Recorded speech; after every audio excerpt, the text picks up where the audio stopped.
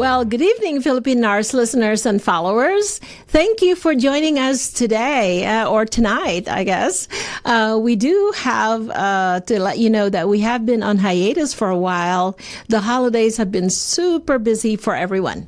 So actually, this is our first broadcast for 2026.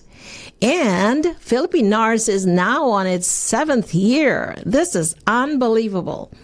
And as you know, Philippine NARS is a public service project of the PNANV, or the Philippine Nurses Association of Nevada, in collaboration, of course, with PHLV Radio.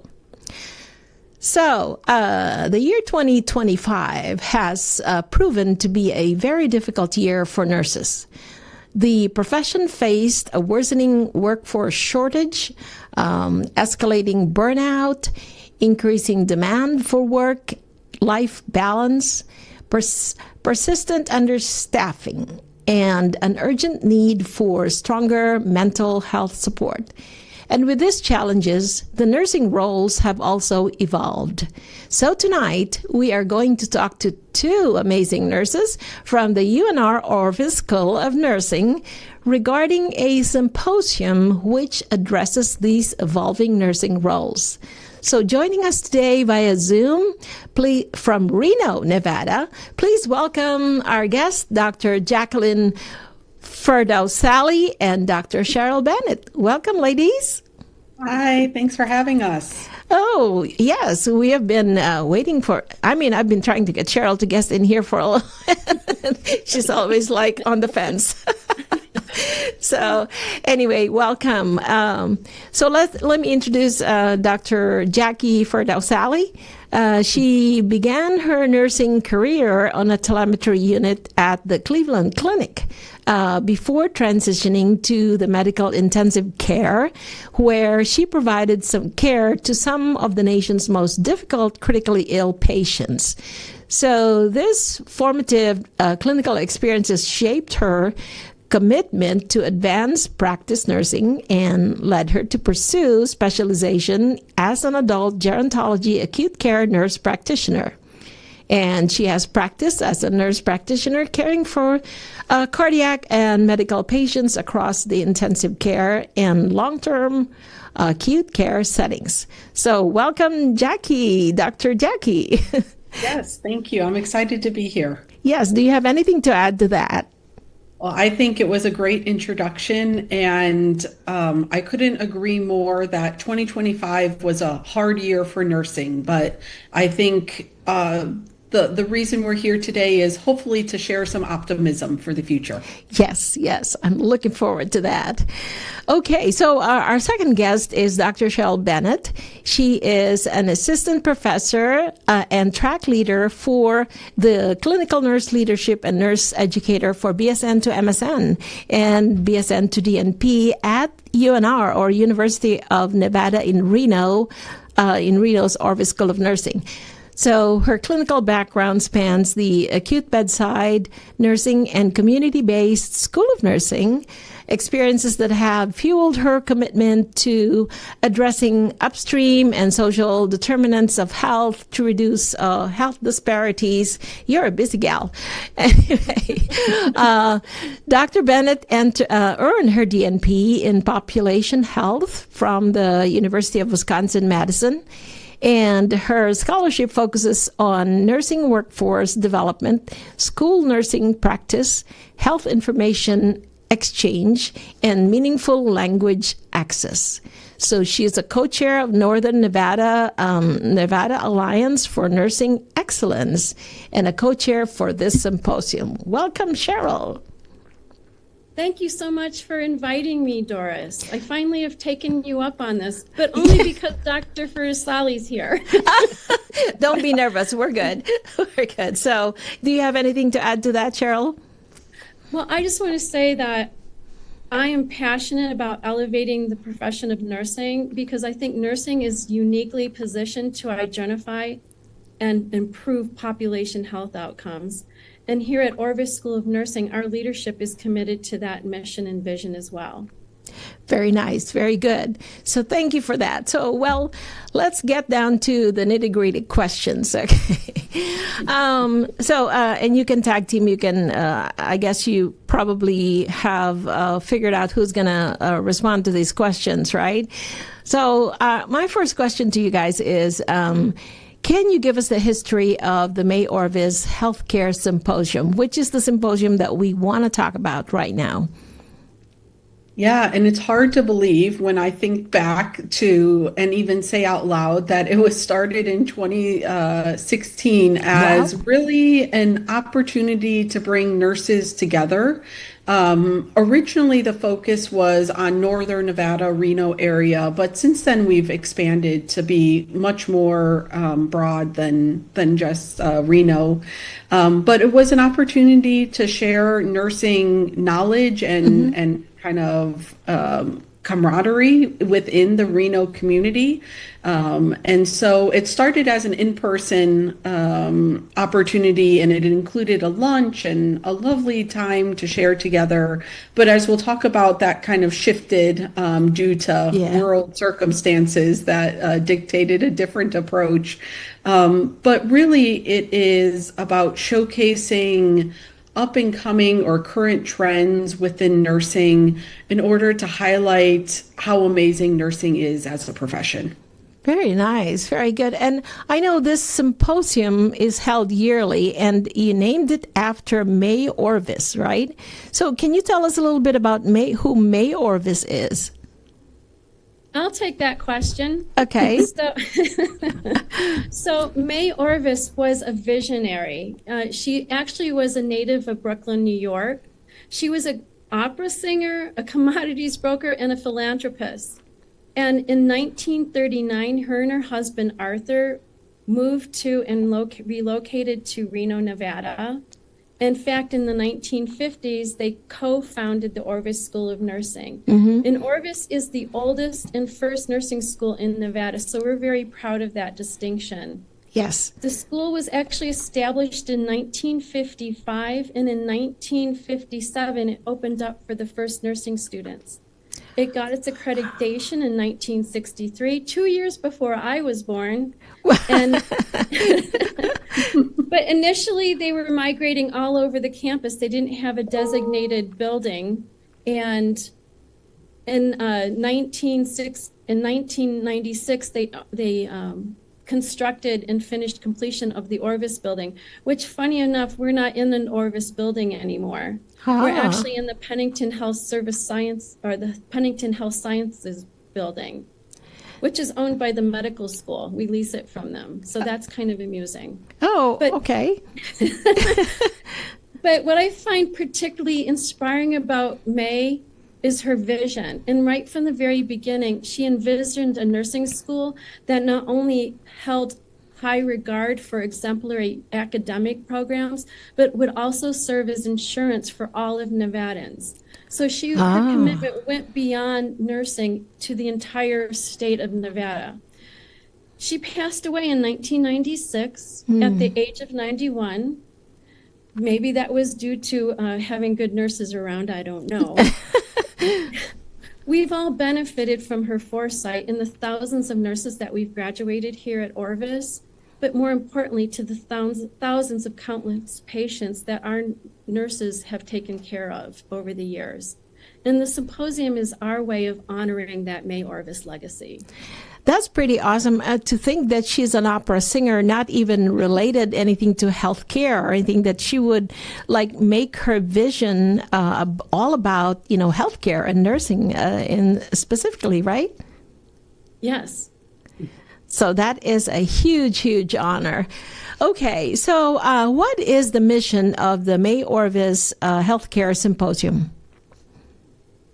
The mission is really to provide education to nurses within, and really not limited by the state of Nevada. We have nurses from all over the country that join us, but to provide evidence-based recommendations, current trends, or just some really cool things that people are doing within nursing. And I should also say that while the focus has and is on nursing, it is interprofessional also.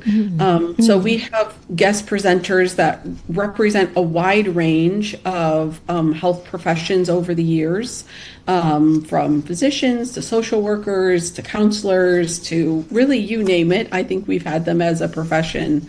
And so to demonstrate that health doesn't happen in isolation, healthcare especially, and so to build those connections and commitment to the community, much like May did in her founding of our school. Wow, that's great, and I love that mission of you. I mean, the PNANV conducts a couple of seminars a year, but I looked through your roster of speakers and your topics, and they're pretty amazing.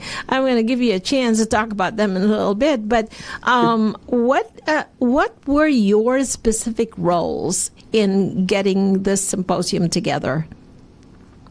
So Dr. Ferdowsali and I are both co-chairs for the May Orvis Symposium Committee. But Sheryl is being kind. Sheryl is the chair of the committee. I am merely handing all over the torch, and Sheryl does not need that much support from me. Cheryl's an excellent leader. But it's the whole committee where we're all which is comprised of other Orvis faculty members, and we all contribute collectively to developing the vision and strategic direction for each year's event. And our vision for this year is Future Horizons, the evolving role of nurses, which is what we're seeing is that we need to develop nurses to be prepared for and have a vision for the future challenges that we're going to have. Each of our speakers kind of speak to that from a different angle. Yes. And I have to say, being a member of this symposium committee really is a labor of love, because each member of the committee brings their expertise and passion to the table. And that's resulted into what I think is a really good lineup for this year's symposium. Yes, yes. Pretty amazing. Well, thanks for that. Anything to add to that, Dr. Jackie? I would just reiterate what Sheryl said about the committee, that it's not just Sheryl and I putting this together, that there is really a group that works very collaboratively. And I think what makes that so special is we each have our own kind of focus within nursing that we bring forward. And so I think it just makes it a conference that can really speak to many different areas of nursing altogether. Right, right. So what would the attendees expect to learn by participating or attending the symposium? Oh, well, I'm very excited about this year's symposium. I always say that, but particularly this year, because I think we're presenting some really unique focus or areas within nursing. So kind of back to that, really one would say probably since the pandemic, nursing has had a hard time. But I think there's hope and there's a future for nursing in really exciting ways. And so in general, I think coming to the symposium, you could hear about really amazing things that nurses are doing in places and circumstances that you may not think a nurse is necessarily at the table. So for example, we could go from the ocean to the to the sky. Right, right. There really is no limit. So I think if you're wanting to be inspired and hear about some really exciting future roles of nursing, that it's a perfect opportunity to learn about it.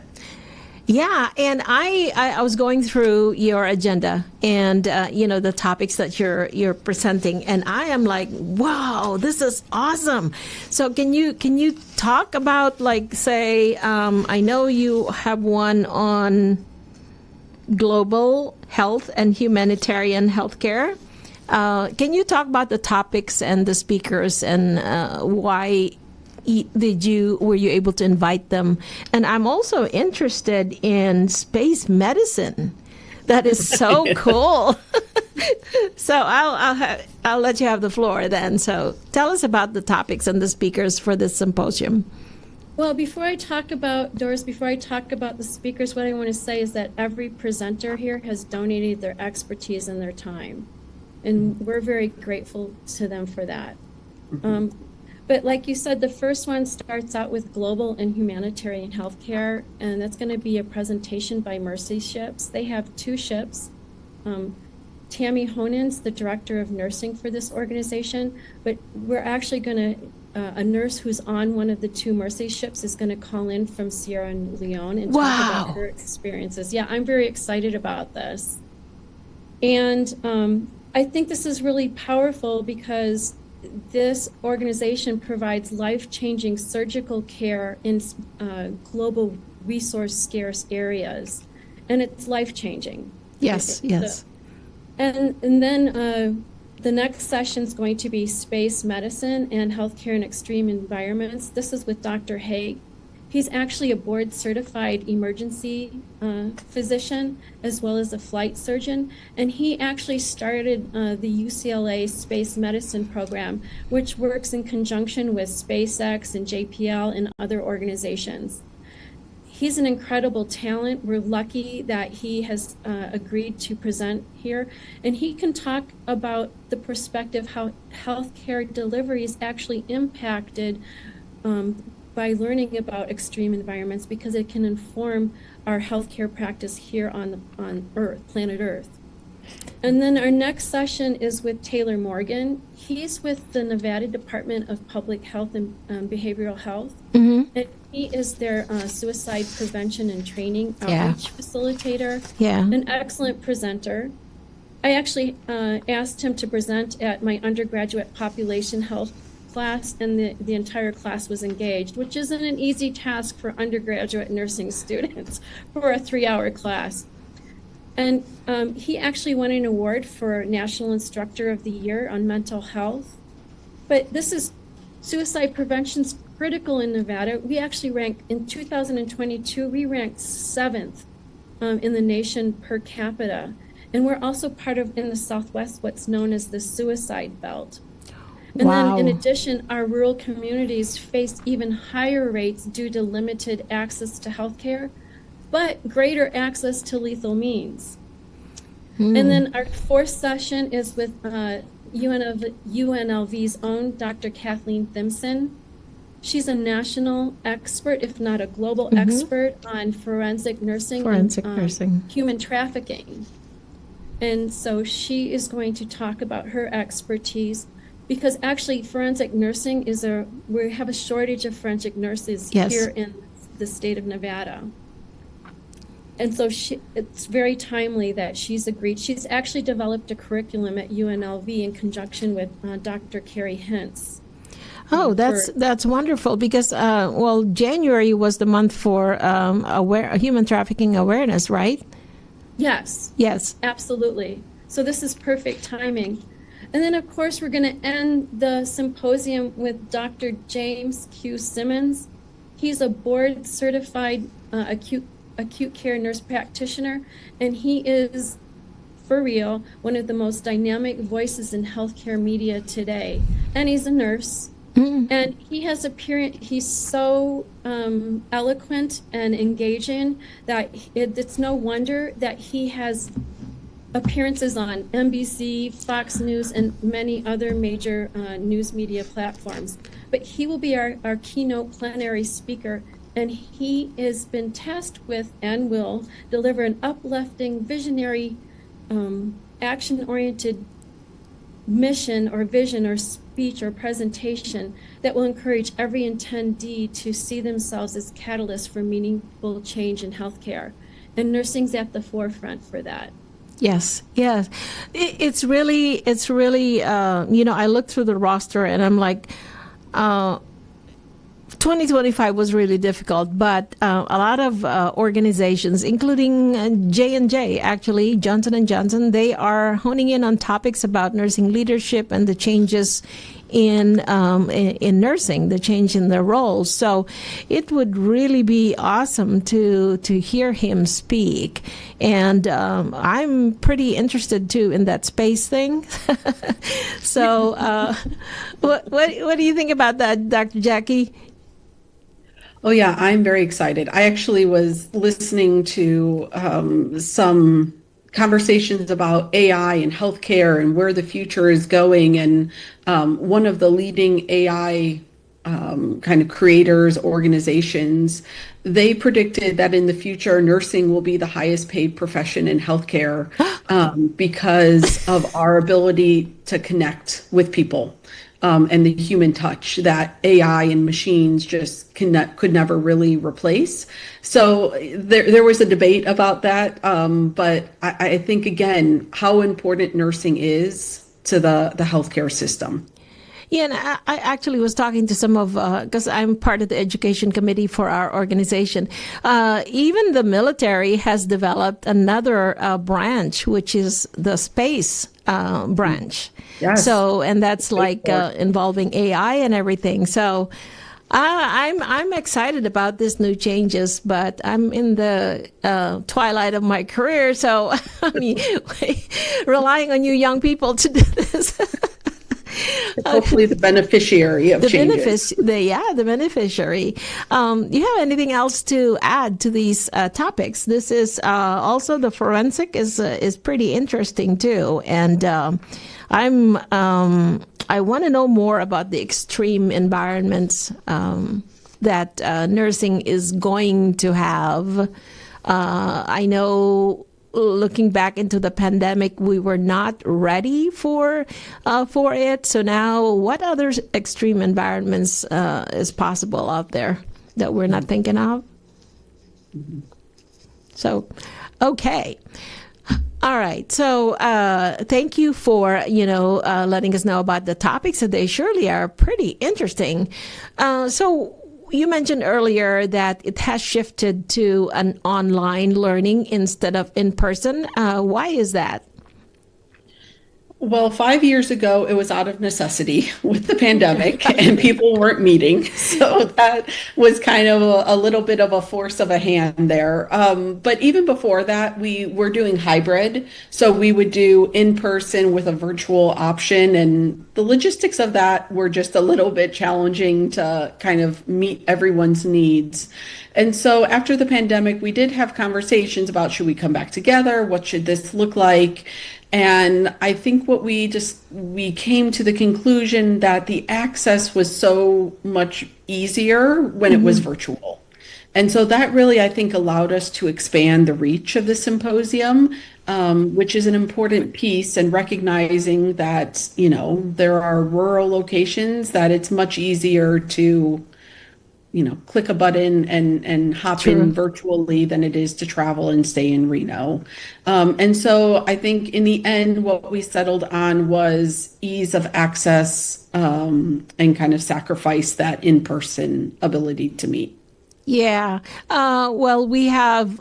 Right now it's hybrid, but we don't have a lot of Zoom attendees when we do our seminars. But we're probably going to try to follow your tracks, because we still offer like free breakfast and free lunch, all of that stuff for our seminars. Yeah. So yeah, that's cool.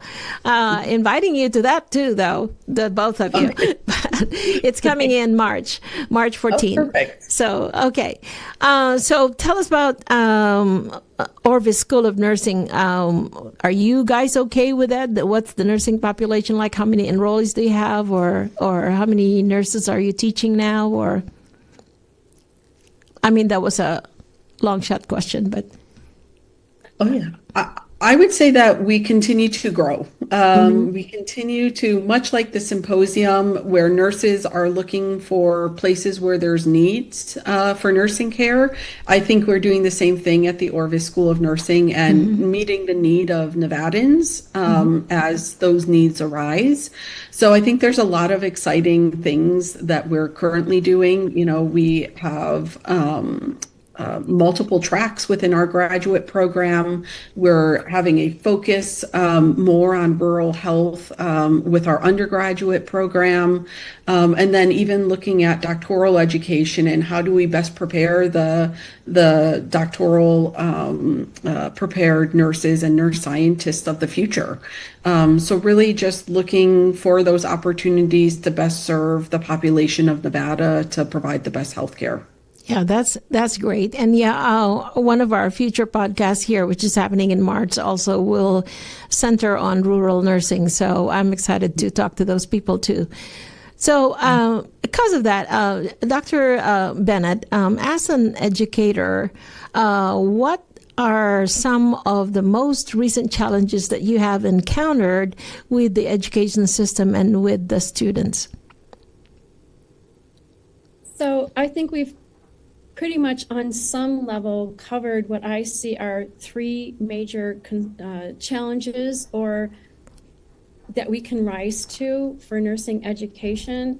And one is developing a succession plan as us baby boomers are hitting the retirement wave. We're losing institutional knowledge and clinical expertise as the generations transition out of the workforce. So the challenge isn't just replacing bodies. It's about intentionally recruiting people and grooming the younger generation to step into leadership, mentorship, and then to develop their specialized roles. And then this takes a deliberate investment to develop the pipeline. Mentorship programs, creating pathways that make nursing leadership more attractive and accessible to emerging professionals. Right. And then the second I see of utmost importance is supporting our nursing students for their well-being before they even enter the profession. We all know about burnout, compassion fatigue, and mental health challenges being widespread. Right. And so these issues are increasingly coming to the surface during their educational journey as well, not just once they reach the professional setting. So we need to equip students with resilient strategies, self-care practices, and mental health support systems while they're in school, so that we're sending them out fully equipped into a profession that is, quite frankly, very demanding. Yes, for sure. So they need the tools to be healthy in their career and thereby reduce turnover and burnout. And then finally, the third issue I see is bridging the technology gap, particularly around artificial intelligence or AI. AI is rapidly transforming nursing education and clinical practice. Correct. And our students need to be prepared for that reality. We need to integrate AI-driven tools into our curriculum, and we need to help the nurse graduates be prepared and understand how to use AI-driven tools, right? How do I interpret AI data? How do I maintain critical thinking alongside and judgment alongside these technologies? So it's not just about replacing the human element. It's about empowering our nurses to leverage the technology while preserving the caring science. Right. And we are still lacking in nursing educators, right? There's still a shortage. And there's a program down here with one of the colleges wherein with regards to the mentorship. So they are trying to get older nurses who are not MSN prepared or whatever, but have the experience to actually shadow and teach the people that are going into clinicals. Do you have that kind of program up there? Not that I know of. Yeah. Okay.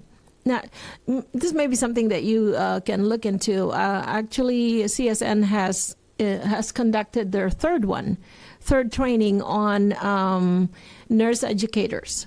They are trained, I think they do a seminar for like 3 days, and to train them on how to shadow and how to become clinical experts in those kids or the nursing students who actually go into the hospital. So I'm hoping... Doris, that would be a great program for a nursing workforce development center to promote. Hey, there you go. We'll sign you up. Oh, good. Well, thank you for that, Dr. Bennett. And Dr. Jackie, as the track coordinator for the adult gerontology acute care nurse practitioner program at the Orvis School of Nursing, what challenges do you see in advancing healthcare outcomes for individuals, families, and populations? Yeah, so I think that similar to what Dr. Bennett said from an education standpoint is that interface of technology and how do we use it in a way that is beneficial? Because sometimes there's things that we do that offer no benefit, but we just do them still. So how do we evaluate the right place and time for technology, but also with an equity focus in how do we ensure everyone has equal access to the technology and AI and these resources? And similarly, I think it's really that equity piece and social determinants of health that drive a lot of the disparities and the challenges that we see in our healthcare system.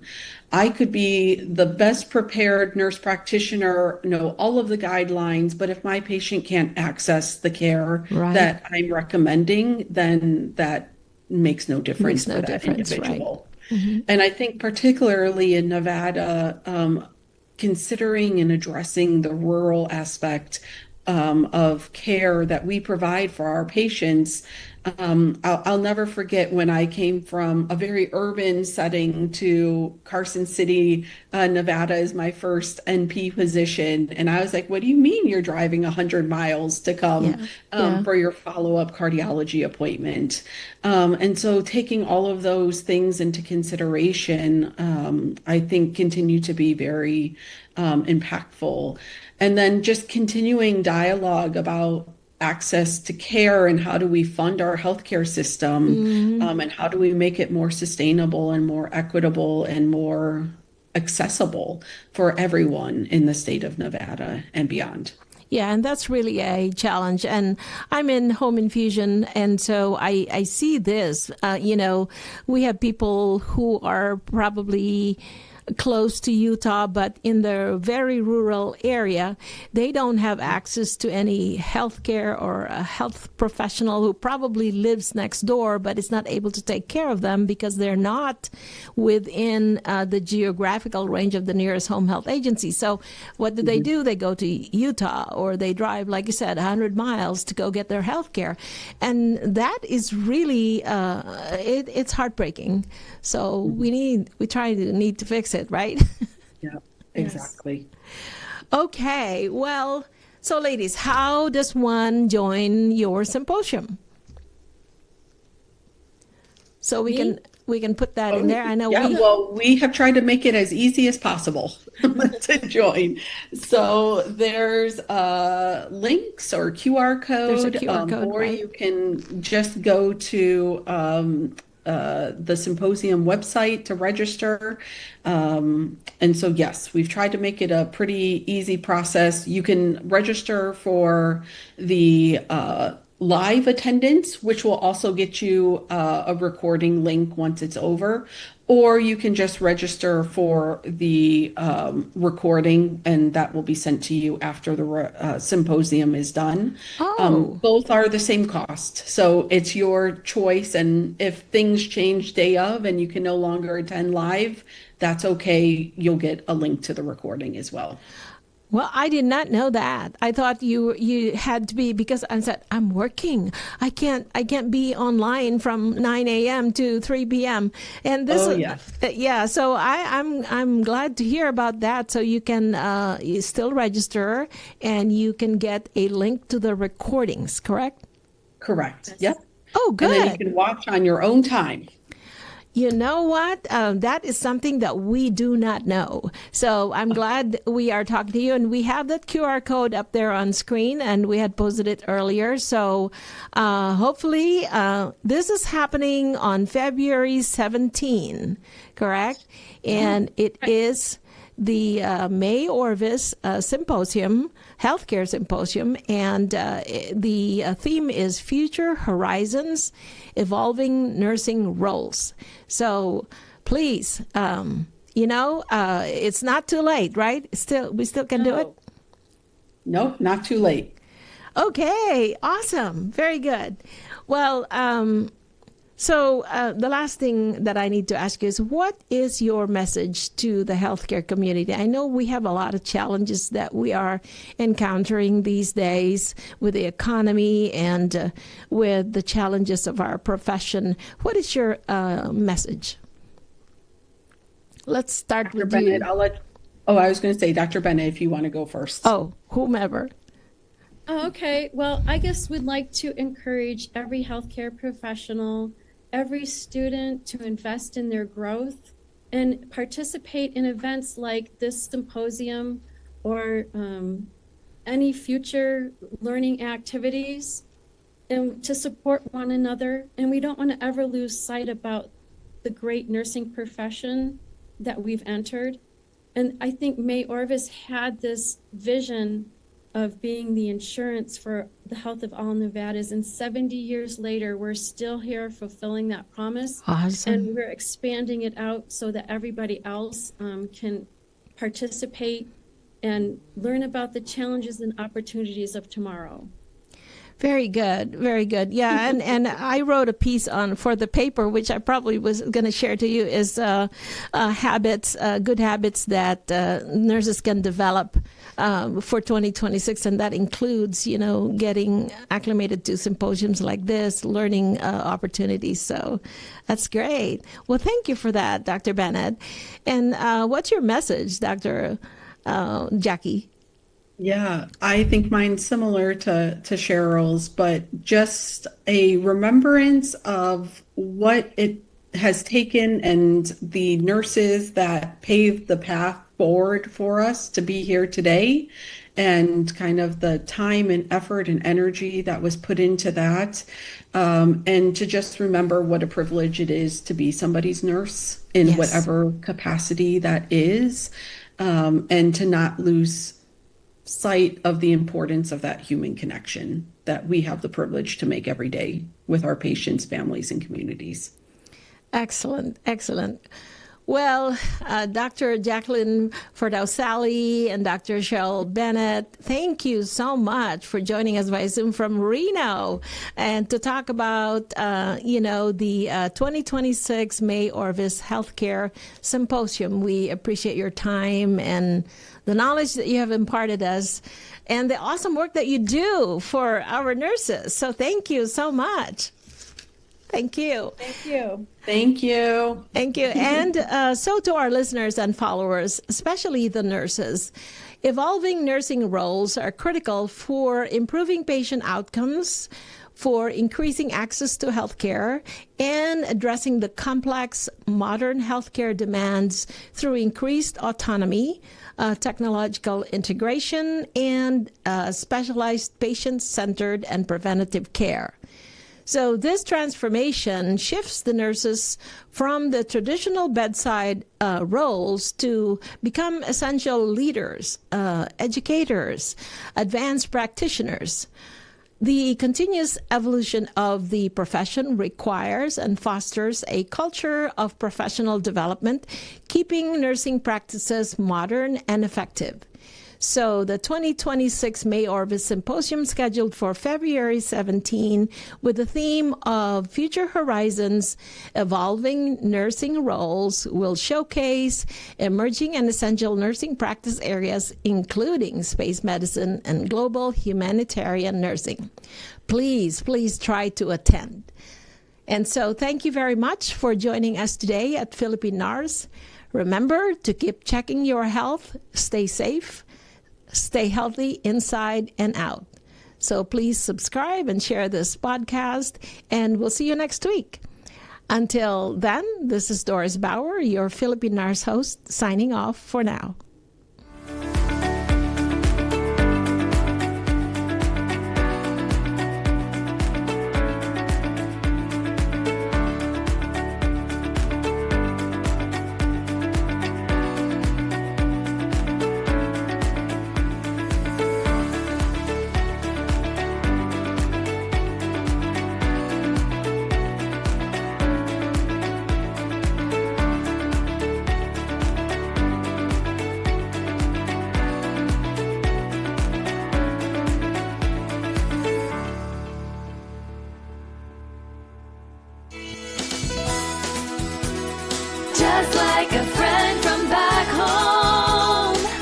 is your Filipino radio experience in Las Vegas. PHLV Radio.